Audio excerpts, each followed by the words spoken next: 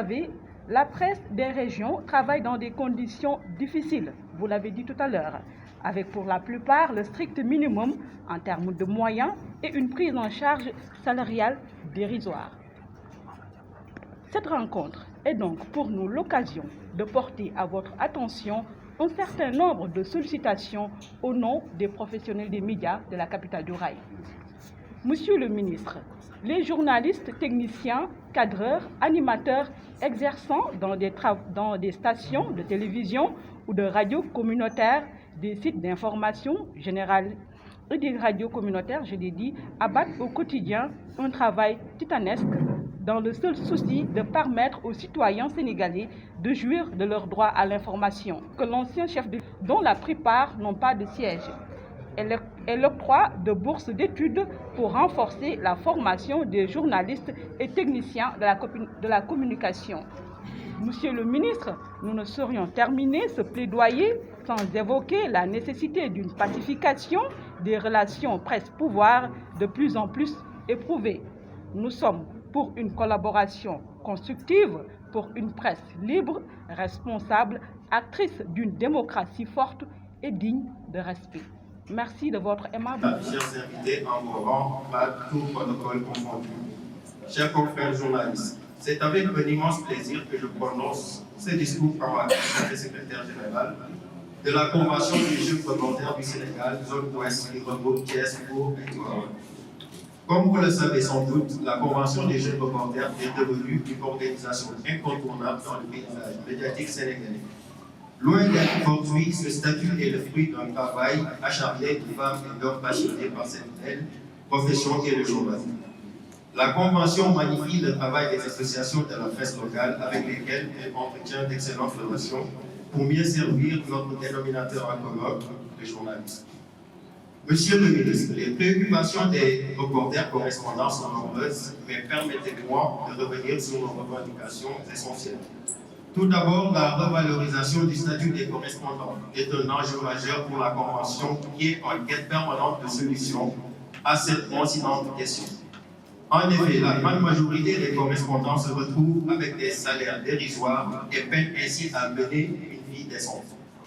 Il est tout aussi urgent de se pencher sur les questions de travail, sur les conditions de travail, autant pour moi, des reporters correspondants qui se débrouillent au quotidien pour accomplir leur mission, informer, juste et vrai. Dans cet ordre d'idée, nous tenons, Monsieur le ministre, à vous manifester notre entière disposition à vous accompagner dans votre mission et nous saluons par la même occasion votre plaidoyer pour l'amélioration des conditions de vie des professionnels des médias. Cette rencontre d'échange, Monsieur le ministre, intervient dans un contexte important. Les préparatifs de la tenue des assises des médias que comptent organiser les associations de presse. À ce propos, nous sommes heureux de vous informer que la Convention des jeunes reporters a pour ambition de mettre en œuvre un programme avec l'appui des partenaires pour l'organisation d'assises régionales, en prélude aux assises nationales. Ainsi, les conclusions de ces assises régionales permettront certainement de mieux cerner les préoccupations des acteurs de la presse à l'échelle nationale. La formation également occupe une place centrale dans les missions de la Convention. C'est pourquoi nous sollicitons votre appui pour l'organisation dans les régions d'ateliers de renforcement des capacités de nos membres. Monsieur le ministre, votre département a fait un travail remarquable dans le domaine de l'assainissement de la presse avec la carte nationale devenue effective. Nous profitons de l'occasion pour vous demander d'être notre porte-voix pour une application rigoureuse de cette carte au niveau des différents services de l'État.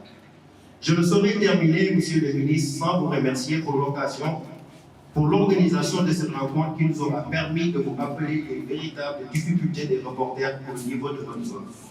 Tout en espérant que nous puissions tous ensemble apporter des réponses pérennes à tous ces problèmes. La Convention des jeunes reporters renouvelle par ma voix son entière disposition à accompagner l'État du Sénégal dans le processus de révision et de revalorisation de la presse qui demeure l'un des piliers d'une démocratie saine et mature. Je vous remercie de votre aimable attention. C'est une presse antidémocratique. Parce que lorsque les journalistes ne sont pas mis dans les conditions minimales de travailler, lorsqu'ils ne sont pas prise en charge sur le plan social. Lorsque, par exemple, un journaliste malade ne sait même pas où se soigner ou comment se soigner, ça, vraiment, je pense que c'est la porte ouverte à toutes les dérives. Parce qu'après, il devient un être social vulnérable. Et quand un journaliste est vulnérable, la suite et la conséquence, c'est qu'il peut ne pas bien faire son travail. Et si un journaliste ne fait pas bien son travail, ça impacte forcément l'état de la démocratie dans nos pays. C'est pourquoi je voudrais ici réitérer notre volonté de voir les entreprises de presse, mais également les radios communautaires qui ne peuvent respecter la convention collective. La convention collective, l'actuelle convention est même dépassée en termes de minimum. Parce qu'entre le moment où cela a été mis sur la table et le moment où cela a été rehaussé du sceau de la loi pour pouvoir être effectivement applicable, il s'est déroulé déjà beaucoup de temps. Donc aujourd'hui, il y a des médias, il faut le dire, qui ont dépassé cette convention. Mais l'écrasante majorité des médias ne respectent pas cette convention. Vous voyez souvent de très jeunes journalistes qui embrassent ce métier par passion, qui ont envie donc, de suivre peut-être les pas de leurs illustres aînés. J'ai le plaisir de voir M. Ndiéguène ici, c'est un grand plaisir. C'est des gens qui ont inspiré, qui ne sachent pas, beaucoup de générations. Alors ces jeunes-là, ils viennent investir ce métier, souvent après une formation privée, payée de la poche de leurs parents. Après, lorsqu'ils viennent dans le secteur, ils sont quasiment mis sous forme d'esclavage par des gens qui se disent patrons de presse, qui ont la possibilité, évidemment, en tant que chef d'entreprise, de se battre pour que leur entreprise puisse être pérenne et viable économiquement, mais qui ont aussi l'obligation. Aussi capital.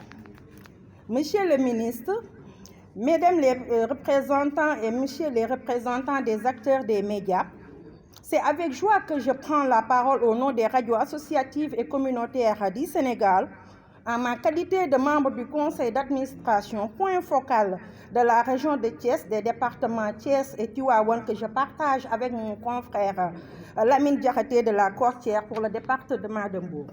Permettez-moi, Monsieur le ministre, de vous rappeler que 19 des 21 radios communautaires que compte la région de Thiès sont membres de l'URAC, qui a son propre siège à Dakar, à Technopole. L'URAC est une organisation fédératrice, bien structurée, donc fonctionnelle. Les radios communautaires se sont fait une place dans le paysage médiatique au vu de leurs actions parce que publiquement et socialement neutres, ayant une mission de service public. Nous contribuons beaucoup à la sensibilisation, au plaidoyer, mais aussi à la médiation sociale, pour ne citer que cela. Et en guise d'exemple, je peux citer notre contribution dans la lutte contre la Covid. Et actuellement, nous déroulons un programme de gouvernance locale participative qui donne l'opportunité aux populations et aux acteurs locaux de se retrouver pour discuter des problèmes qui leur touchent et d'envisager des solutions. Soucieuse de la qualité des productions des radios associatives et communautaires, l'URAC organise des sessions de renforcement de capacité de ses membres, mais s'active aussi dans la levée de fonds. Mais cela ne suffit pas. Néanmoins, l'URAC est confronté à des problèmes et demande un appui. Car nous, radios communautaires que nous sommes, nous avons des contraintes liées aux charges d'exploitation et de fonctionnement, comme pratiquement toute la presse.